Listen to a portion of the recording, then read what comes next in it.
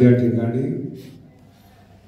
मंदिराच्या पाहणीसाठी मी आलेलो आहे आणि खूप छान मंदिर बांधलेलं आहे आणि जवळजवळ बरंचसं बांधकाम झाल्यानंतर बोलवलंय, ज्यात मला काही बदल करता येत नाही.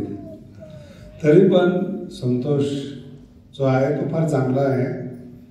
मी निवडला म्हणल्यानंतर तुमच्या लक्षात येत असेल कसून निवडलेला आहे, त्याच्यावर वाद नाही.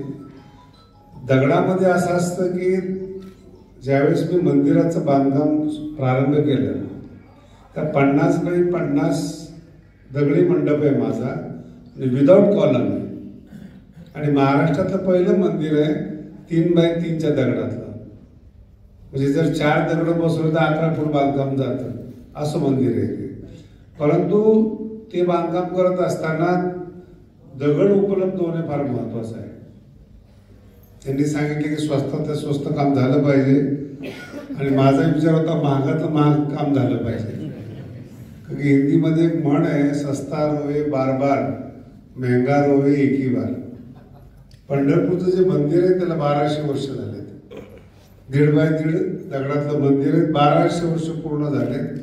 आणि किती पूर आले असतील पंढरपूरला, किती पाऊस पडला असेल, किती 12 वर्षात परिवर्तन आले असतील, म्हणजे 1200 वर्षात त्याच्यावर आक्रमण किती झाली असतील. मुस्लिमांचे आक्रमण झालेत, इतरांचे आक्रमण झालेत, त्यात ते मंदिराने तग धरलेलं आहे. जुन्या लोकांचं काम थोडं स्लो असायचं पण मजबूत असायचं. इथं RCC जे आलेले ना, तुम्ही मागे त्यांच्याशी चर्चा केली की RCC ठीक आहे, पण आतला जो लोखंडाचा बांधणा आहे त्याला 100 वर्षाच्या पुढे आयुष्यच नाही, हा नियम आहे त्याचा. आणि दगडाला चंद्रसूर्य असेपर्यंत भंग नाही. म्हणून जे आपल्या समाधीचं मंदिर आहे ते दगडी आहे, माऊलीचं मंदिर दगडी आहे, निवृत्तीनाथांचं दगडी आहे. त्याचा मागचा उद्देश आहे की जेव्हा सृष्टी निर्माण झाली तेव्हा दगड तयार झालेले, ते आतापर्यंत भंगले नाही तर पुढेही भंगणार नाही, असं दगडाचं वैशिष्ट्य आहे. पण आपल्याला झटपट काम करण्याची इच्छा निर्माण होते, पण घर बांधतो त्याप्रमाणे आपण मंदिर बांधतो, त्याला आयुष्य 100 वर्षाचंच मिळतं. पण आता खूप सुंदर झालेलं आहे. आता ज्या मंदिराचा आपण डुप्लिकेटपणा करतो, केदारनाथचं मंदिरची प्रतिकृती म्हणतो आपण त्याला, ते दगडी आहे आणि त्या हिमालयामध्ये दगडाने बांधलेलं आहे. त्याच्यामध्ये दगडाची क्वालिटीचा मुख्य भाग असतो. संगमरवर आहे, तुम्हाला 50 रुपये स्क्वेअर फूट मिळतं आणि 500 रुपये स्क्वेअर फूट मिळतं आणि 1000 रुपये 3000 रुपये स्क्वेअर फीट मिळतं. त्याच्यामध्ये कॅल्शियम किती आहे याचा ज्याला अभ्यास आहे त्याच्यावर त्याची गुणवत्ता ठरते. या ठिकाणी माझा विषय झाला की देगलूरचा दगड आणला पाहिजे, तर मी त्यांना देगलूरच्याच दगडाचा सल्ला दिला. 1000 वर्षापूर्वी देगलूर पासून 12 किलोमीटर अंतरावर सिद्धेश्वरचं मंदिर आहे आणि तेलंगणाची उपराजधानी होटल नावाचं गाव आहे. तिकडच्या भाषेत होटल म्हणतात, आपण हॉटेल म्हणतो. होटल नावाचं गाव आहे, 1000 वर्षापूर्वीचं मंदिर आहे, जसंच तसं आहे. आणि का कोणास ठाऊक त्याच्या 25 किलोमीटर एरियामध्ये जो दगड सापडतो तो लाव्यापासून तयार झालेला आहे. पण आता वर्तमान काळात शासन जेवढा दगड वापरतं शिवाजी महाराजांच्या किल्ल्यांसाठी आणि बांधकामासाठी, तो फक्त देगलूरचा दगड वापरला जातो. आणि दुसरा दगड आहे कोल्हापूरचा, ज्या ठिकाणी ज्योतिबाचं डोंगर आहे, तो एक दगड मोठा आहे. पण 2 दगडातला फरक असा आहे, तो कडक आहे आणि या दगडावर जशी पाहिजे तशी कार्विंग करता येते, मंदिरं करता येतात, मूर्ती करता येते. या दगडाचं वैशिष्ट्य 1 वर्षापर्यंत हा दगड मऊ असतो, म्हणून मूर्ती तयार करतात, त्याला मॉइश्चराइज असतात आतमध्ये. आणि जसं 1-1.5 वर्ष झालं की दगड पुन्हा ग्रेनाइट पेक्षा भारी होतो. याला लॅबोरेटरीमध्ये चेक केलेलं आहे आपण, लॅबोरेटरीमधून त्याचं आयुष्य तपास केलेलं आहे, त्यानंतर आपण तो निर्णय घेतलेला आहे. आता आपण एक कार्विंग करतायत हे फार चांगली आहे की किमान आतल्या लोखंडाला पाणी लागणार नाही, त्याच्यामुळे 100 वर्षाचं 200 वर्ष आयुष्य होऊ शकतं. पण याला करत असताना एकदम छान प्रकारे तो काम करेल याची जबाबदारी माझी आहे. त्याला भगवानगडाचं काम दिल्यापासून तो माझ्याकडे हजरच नाही, इतके काम त्याच्याकडे मागे लागलेले. कोणी आले की संतोषचा नंबर द्या, संतोषचा नंबर द्या, म्हणलं आता माझं काम करतो का नाही काय माहिती बिचारा, पण आता ठीक आहे, काम झालेलं आहे, या लेवलला आलेलं आहे, पण उत्कृष्ट काम आहे, काम चांगला करेल. देगलूरचाच दगड आणा, तुम्हाला जसं माझ्याकडे भेटायला आले तसं तुम्हाला काय झालं की अजून 200 किलोमीटर वाढले. पण संतोष एक चांगलं आहे की त्याची फॅक्टरी माळापोळीला, कटिंग मशीन आहे, लाईट आहे तिथं, देगलूरून दगड आणून तिथं तो कार्विंग करून डायरेक्ट कडवायला इथं आणतो. असं कोणत्याच कॉन्ट्रॅक्टरचं नाही. आता मी काय केलंय की त्याच्याकडे जे मशीन आहे त्याच मी बाबांकडे आणलेल्या आहेत आणि त्याच्यापेक्षा मोठ्या मोठ्या आणलेल्या आहेत की मला काम मोठं करायचं होतं आणि म्हणून तिथं काम सुरू झालेलं आहे. आणि इंजिनियर यात फार महत्वाची भूमिका असते. माझ्या इंजिनियरची फी 1 कोटी. डॉक्टर महेश वर्मा म्हणून आहे, IIT ची PhD आहे आणि कन्स्ट्रक्शन करण्यामध्ये 1 नंबर आहे.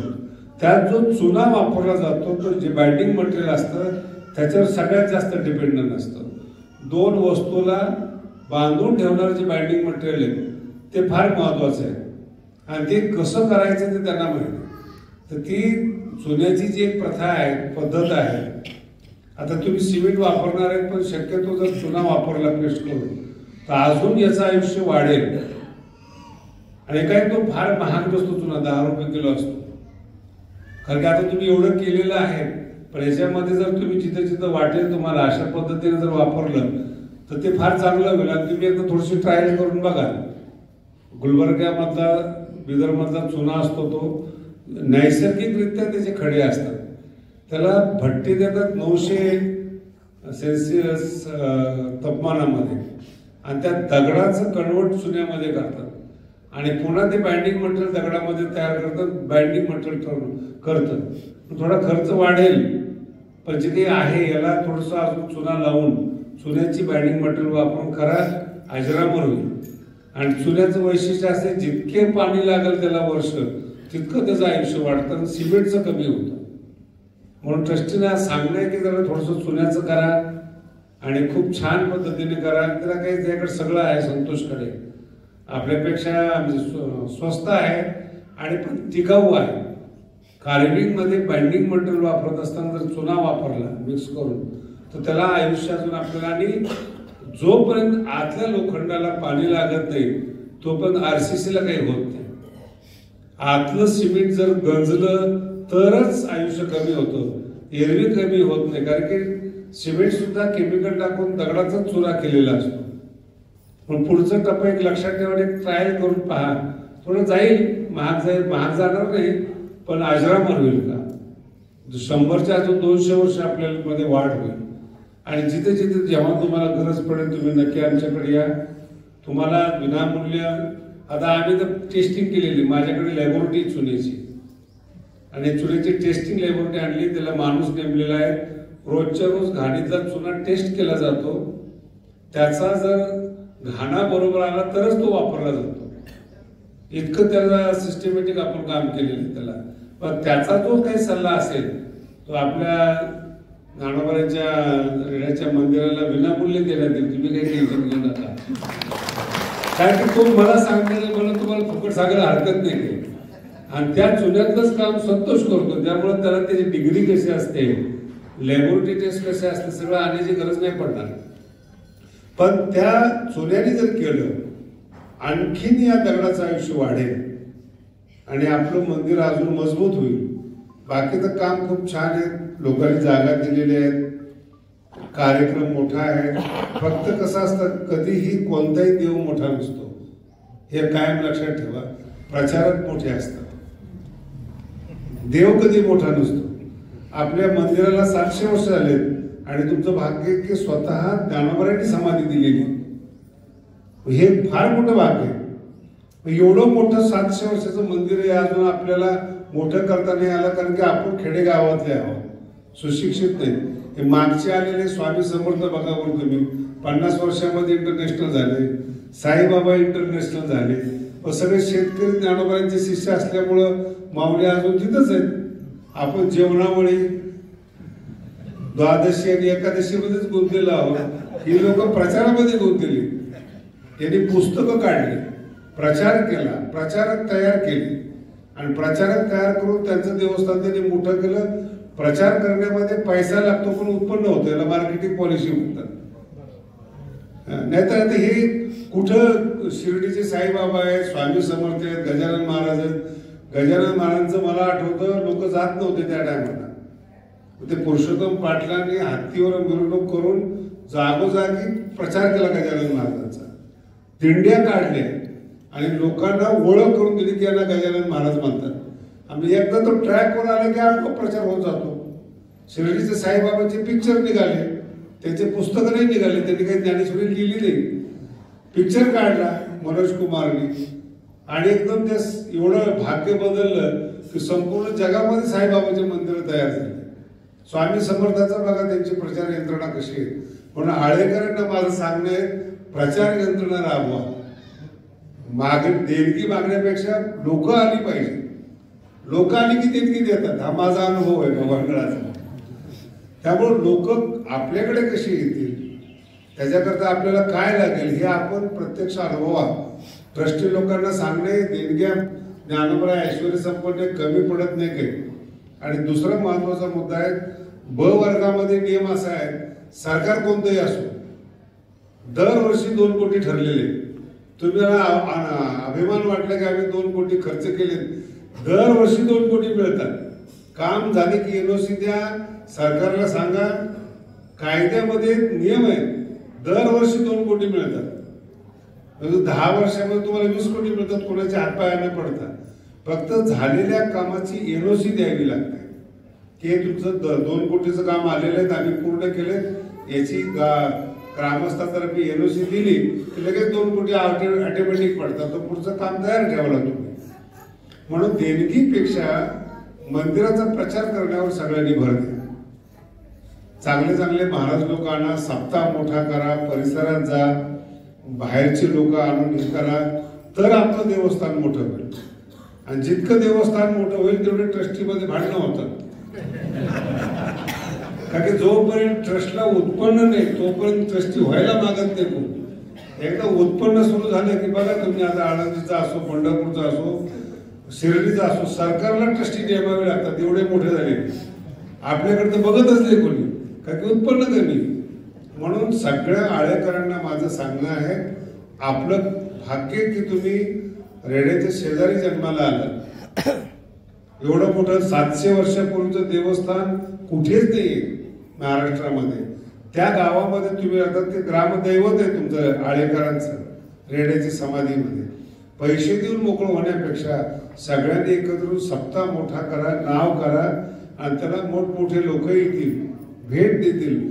असं काहीतरी तुम्ही यंत्रणा राबवा. केवळ द्वादशी एकादशी करून तेच ते कीर्तन ऐकून, आता फॅट बंद झाल्यात, अँबॅसेडर बंद झाल्यात, जुनी कीर्तनं बंद करा, नवीन मुलाची कीर्तन ठेवा, नवीन लोकांना येऊ द्या आणि प्रचार वाढवा. मग त्याचा आता प्रचार बाजारात एक मुलगा ठेवा, ऍडव्हर्टाईज करण्याकरता रोजच्या रोज दर्शन आहेत, आळ्याबद्दल काही बोललं जाणार आहे, ह्या सगळ्या गोष्टी राबवा. आणि जितकं तुम्ही आधुनिक व्हाल तितका आपल्या संस्थांचा प्रचार होईल, प्रसार होईल आणि लोक आपल्याकडे येतील. दुसरा एक महत्वाचा विषय अंधश्रद्धेचा. कारण की भिंत आणि रेडा याच्यावर जास्त वैज्ञानिक लोक तुटून पडलेले आहेत की रेडा बोलवला नाही, किंवा आता हे रेडे बोलत नाही त्याला आपण काय करणार हो. पण ज्ञानोबाचा रेडा बोलतो हे यांना पटत नाही. याचं कारण की ज्ञानाचे लोक नाही, हे विज्ञानाचे लोक आहेत. विज्ञानाच्या लोकांना पटत नाही तो भाग वेगळा आहे. पण तुम्ही माझा कट्ट्यावर मी ह्या गोष्टी बोललेलो आहे की विज्ञानातल्या लोकांनी आजपर्यंत ज्ञानेश्वरी सारखा चमत्कार केला तर ते सांगा आणि याच्या पुढे सांगा. सगळे विषय एका ज्ञानेश्वरीमध्ये येणं, विज्ञान येणं. तुम्हाला तर अजून काही माहीत नाही, स्वित्झर्लंडमध्ये जमिनीच्या खाली निर्विकारातून आकार कसा केला जातो याच्यावर शोध चालू, त्याला महाप्रयोग म्हणतात. ज्ञानोबांनी त्याच्यावर अध्याय लिहिलेले अनुभवामध्ये. गॉड पार्टिकल कसे असतात, वस्तुमान कसं तयार होतं, इतकं जबरदस्त ज्ञानेश्वरीचं लिखाण आहे. पण ते वाचणारे 4थी पास आहेत ना, अनुभवामृत वाचणारे 4थी पास आहेत, 7वी पास आहेत. त्यांना ना विज्ञान कळतं ना काय कळतं. ज्ञानेश्वरीत सगळे आहेत भक्त मोठ्याला. हे कधी सूत्र लक्षात ठेवा. भक्त जेवढा मोठा असेल ना तेवढं विकास चांगला होतो आणि ज्ञानेश्वरी लोकांना कळते. ज्ञानेश्वरी चमत्कार आहे, अनुभवामृत चमत्कार आहे. 700 वर्ष झालं हे टिकले, याच्यापेक्षा दुसरा चमत्कार काय? कोण टिकले 700? कोणाचं पुस्तक टिकलं 700 वर्षामध्ये? हरिमुखी म्हणाला 700 वर्ष झालेत. कोणत्या कवीचे झालेत? 2-2 वर्षापूर्वी गाणं येतं, 100 कोटी कमवून जातं. 2-4 वर्षानंतर गाणं गायब, कवी गायब, पण कोणी ऐकत सुद्धा नाही. शब्द आचरणावर करण्याची क्षमता ज्ञानोबरायांमध्ये आहे आणि त्यांच्या मार्फत त्यांच्या शक्तीनं रेडा बोललेला आहे. रेडा 100% बोलत नसतो, पण जर शक्ती ज्ञानोबराची असली तर तो बोलल्याशिवाय राहत नसतो. हे वैशिष्ट्य माऊलीमुळे बोललाय. तो आपल्या गावामध्ये आहे. तो सगळ्या आळेकरांना सांगणं आहे, प्रचार करा, संस्थान मोठं करा आणि एक नाव रूपाला येऊ दे त्याला. आणि त्याच्याकरता तुमच्या गावचा सप्ताह गाजतोय असं दिसलं तर लोक तुम्हाला येतात.